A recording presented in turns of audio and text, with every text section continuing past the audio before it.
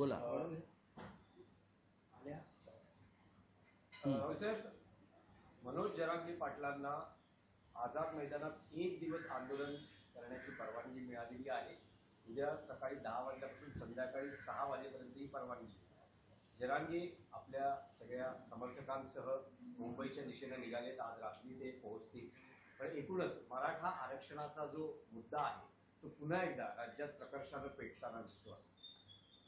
मला असं वाटतं की मनोज जरांगे पाटील हे मुंबईत आंदोलन करण्यासाठी येत आहेत. त्यांच्या मागण्यांविषयी मुख्यमंत्री देवेंद्र फडणवीस आणि त्यांच्या सरकारला नव्यानं माहिती द्यायची गरज नाही. विधानसभा निवडणुकांच्या आधी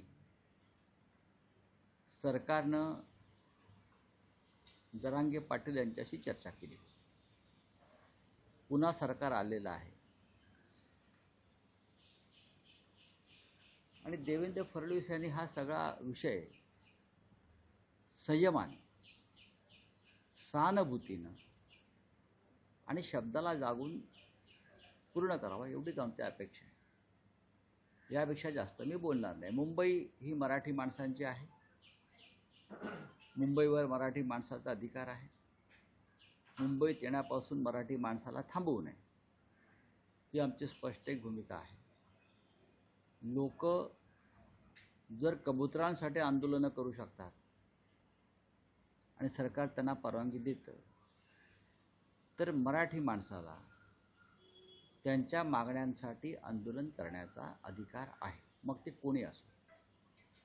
जर कबुतरांसाठी आंदोलन होऊ शकतं या मुंबई शहरामध्ये, मग मराठी माणूस जर त्यांच्या मागण्यांसाठी सरकारकडे महाराष्ट्राच्या राजधानीत, ही राजधानी मराठी माणसाची आहे, ती विदर्भातल्या लोकांची आहे, ती मराठवाड्यातल्या जनतेची आहे, ती कोकणातल्या लोकांची आहे, ती पश्चिम महाराष्ट्रातल्या मराठी लोकांची आहे. तर अशा प्रकारे जर त्यांनी आपली भूमिका मांडण्यासाठी मुंबईची निवड केली असेल, तर मुख्यमंत्र्यांनी आंदोलकांशी संवाद साधणं गरजेचं आहे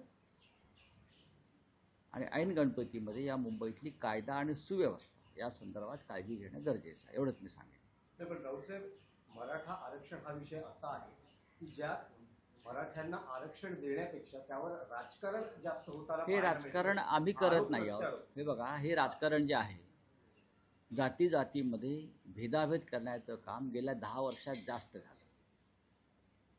मग तिकडे नरेंद्र मोदी केंद्रामध्ये असतील आणि महाराष्ट्रामध्ये देवेंद्र फडणवीस असतील. जाती जातीचे तुकडे पाडायचे.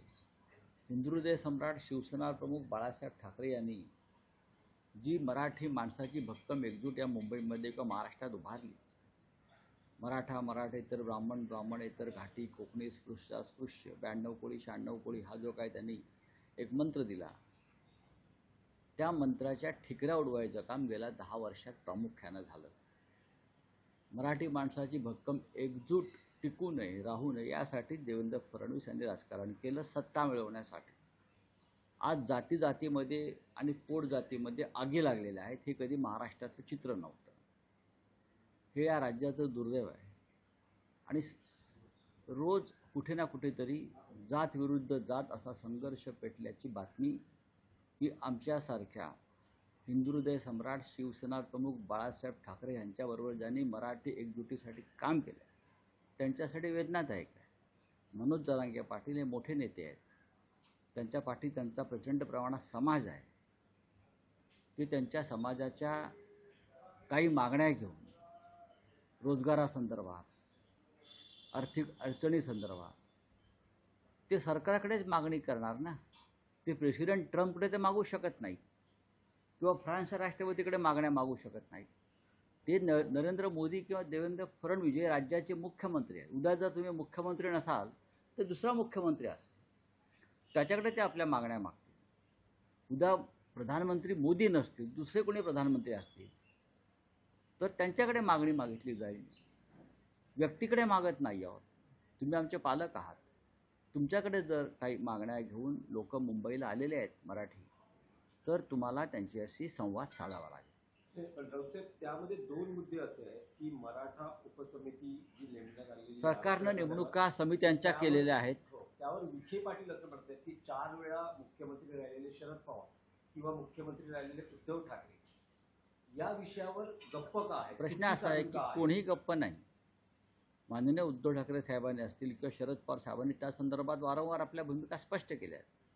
आज सत्तेवरती गेल्या 10 ते 11 वर्षापासून त्याच्या आधी आपण आहात. आपल्या अध्यक्षतेखाली समिती आहे. केंद्रामध्ये 10 वर्ष नरेंद्र मोदी आहेत. हा केंद्राच्या अखत्यारीतला विषय आहे मोठ्या प्रमाणात. नरेंद्र मोदी काय करत आहे? आश्वासनं देत फिरत आहेत, लोकांना टोप्या घालत फिरत आहेत. देवेंद्र फडणवीस नाही म्हटलं तरी 5 वर्षापेक्षा जास्त काळ मुख्यमंत्री आहेत ना. तुम्ही प्रत्येक वेळा दुसऱ्यावरती म्हणजे हे खापर तुम्ही पंडित नेहरूंवरती पण फोडू शकत नाही. नेहरूंनी केलं.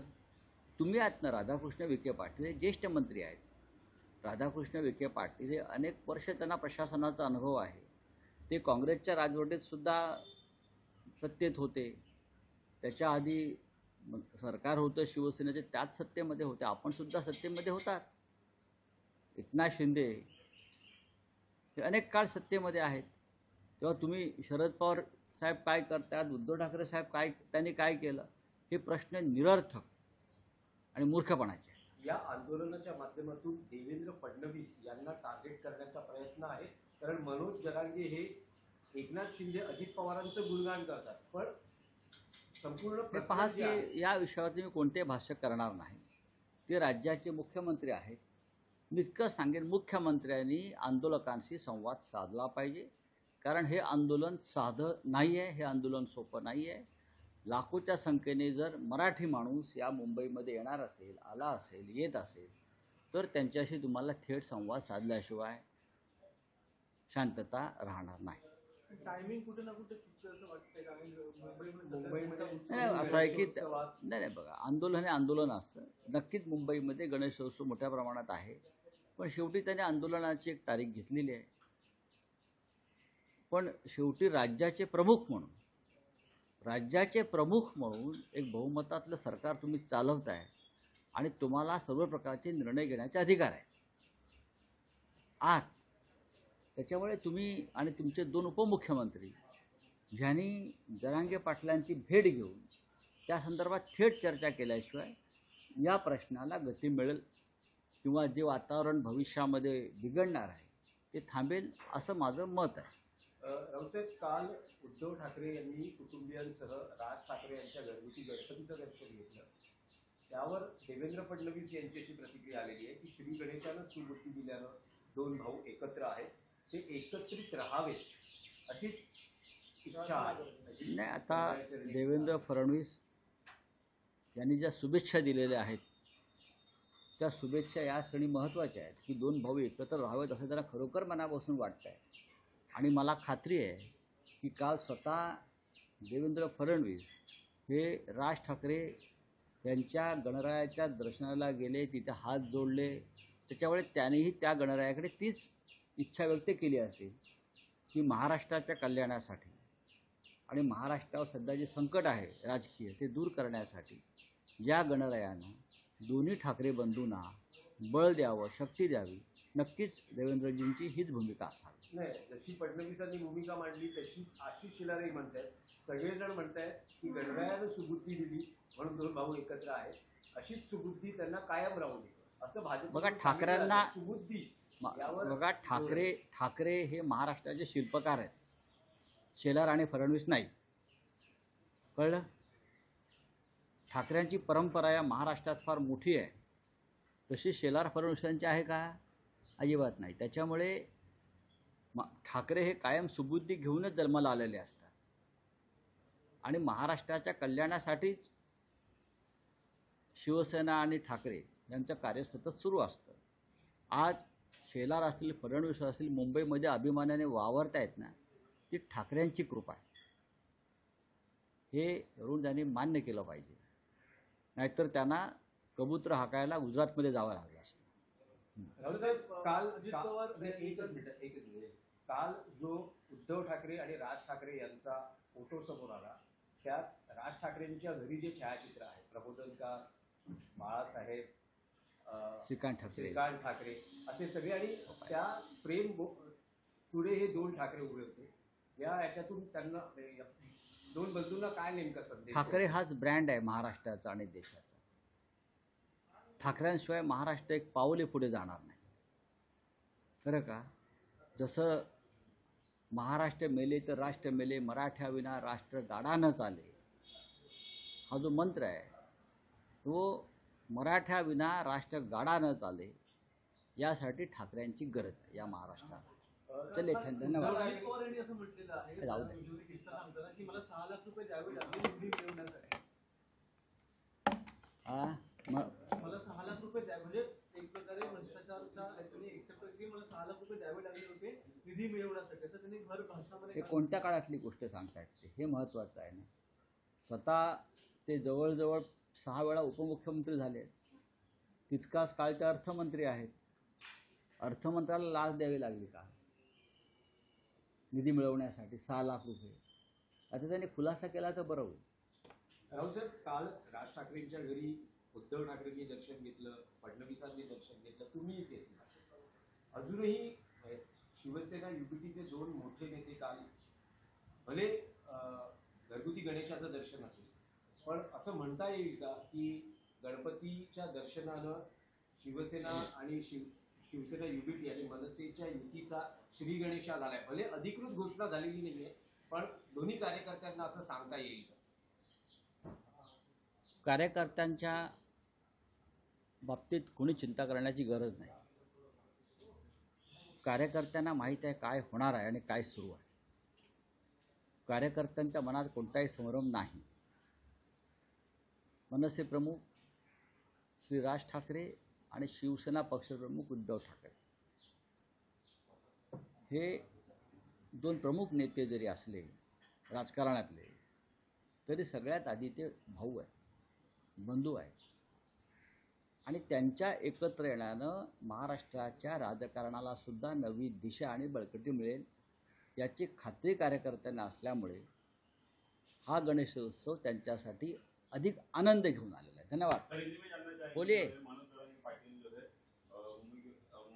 और उन्होंने ऐसे भी कहा है कि देवेंद्र फडणवीस जी ने जो है आरक्षण रोकने के प्रयास किया है कई बार.